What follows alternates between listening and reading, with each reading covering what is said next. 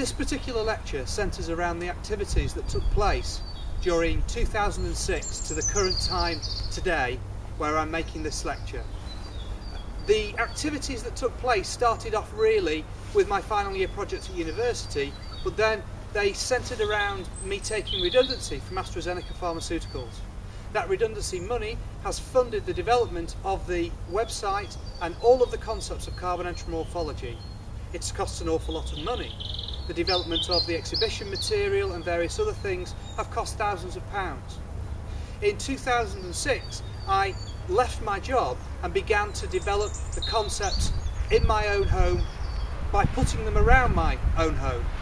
And at that particular juncture, I started for the very first time to produce the brand new graphics and the logic and the theory behind it. The developmental pace was very, very rapid indeed. And within a relatively short period of time, I had developed the ideas quite effectively. I found myself living literally in this extraordinary new world where physics was the very essence of everything I did on a daily basis. I found myself with my condition able to analyse it at a far greater rate than I ever had done in the past, and to be able to identify the particle characteristics of my day, the depressive side, and the waveform characteristics of my day, where I was more manic. The fact that I was a duality between those two states at any time in the day, and the fact that the word mood associated with mood disorder can be most effectively modelled as a concept surrounding the concept of energy level, which is an expression that's typically taken from quantum mechanics. Furthermore, from that was the development of the thermodynamic side of my work and the development of morality as a natural consequence of that. At a later date, in 2007, I began to develop the exhibition, My Cell, and develop all of the graphics for it, and by November of that year we had got an effective set of floor models and exhibition stands, and we were ready to go forward at Alderley Edge in the sports hall there to put on the exhibition in full. The exhibition was very large. The idea was that the whole of the sports hall would become a gigantic cell and that people would walk through it quite literally immersed in the logic of carbon entromorphology. Generally speaking, the people that came to view it were non-scientists, but the majority of people enjoyed the art form equally well. Although it was at that point that I began to realise that people were struggling to understand the physics behind it and the biology. I started to approach senior scientists, including 4 very, very, very senior world-class scientists, during December of 2008. I performed a publicity stunt over the phone to a leading nuclear physicist, answering a question he posed on television regarding the nature of atomic physics. I answered his question by telling him he could do atomic physics because he himself is composed of atomic logic, that he is a type of atom, a large amplified atom, an entromorphic atom. This was the most ironic answer I could ever have given this man, and it provoked him to do some peer reviewing for me, which in the beginning of 2009 he conveyed back to me in a telephone conversation. He told me there needed to be more of a mathematical argument to my work, and that physicists would never ever contemplate anything other than mathematics and numeracy. I knew at that time that as a biologist the notion of using mathematics and numeracy was almost a farce, and the idea of mathematical proof in biology becomes ludicrous and totally unobtainable. I talked to him about this and I decided to move on, and he told me to go ahead and publish.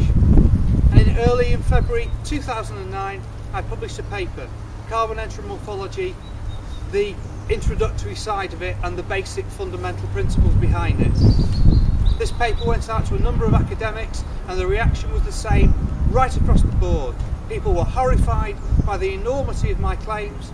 They were horrified by the enormous suggestions I was making about what life really is, and the way in which I was criticising the biological sciences for being chronically limited.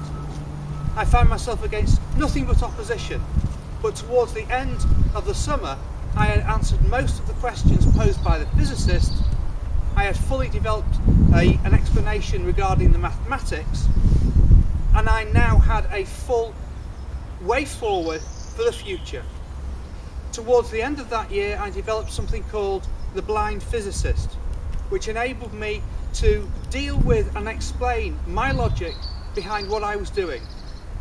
This piece of work is the absolute central core of the proof of my theory, and it deals with the problems with mathematics, but it also lists all of the powerful fundamental theories that are required in order to understand carbon entromorphology. Towards the end of that year, towards Christmas, we consulted with a local academic who recommended that we went ahead and published most of my work in the form of a website. That website is www.carbon-entromorphology.com. And over the Christmas period of that year, having had a very difficult year where I had to go back and start looking for work, I suddenly found myself with some very big new concepts, including an extraordinary event that took place around Halloween in the year of 2009. I was invited to go to a fancy dress party, and I thought, what can I go as? Well, of course, for somebody like me, the most obvious thing to go as was a carbon atom. And so I formulated a very basic suit where parts of my body corresponded to the fundamental particles in carbon. And I was able to demonstrate the incredible assimilation between my own anatomy and physiology and the anatomy and physics of carbon. This was extraordinary. It didn't work that well, the symbols fell off me, but there was a great idea in it. And soon after that, a local seamstress modified a suit for me and put it together so that I was going to be able to clearly demonstrate my theory in a nice, neat way. So at the end of 2009, going into 2010, we formulated the website, which at first was a nightmare, but we got into it. My niece Emma Brocklehurst became very involved as the secretary who was going to be developing these ideas into 2010 with me, and we became a team. And for the first time I felt somebody else was shouldering some of the responsibility for what we were doing. This was a great time for me because the website itself turned out to be very, very effective indeed, and most people that go and look at it find it interesting, although the problem is always the same. Most scientists even find it difficult to understand carbon entromorphology because they all retreat into their own professional niches. Another incredible thing occurred in the beginning of 2010. On watching a television program about the professor that I had dealt with previously, the professor of physics, I discovered to my amazement that he uses my theories and demonstrates them in an incredibly effective, practical and very artistic style in his program. He talks about carbon, he talks about the 4 bonds in carbon, he talks about the way in which that was developed and how that idea came from somebody called Cooper, and he uses his entire body to completely demonstrate how carbon chemistry works. Using computer graphics, he was able to lie on the floor in this formation as if he was a carbon atom, and to make the statement very clearly to the audience that they should imagine that he is a carbon atom for the illustration. He does this very effectively, and using the graphical techniques is able to demonstrate the rings and the chains that carbon forms using his own body. This is one of the greatest breakthroughs we've had so far, although it doesn't necessarily mean that this man supports what I'm doing, just that he has given a very good demonstration of the theory. Thank you.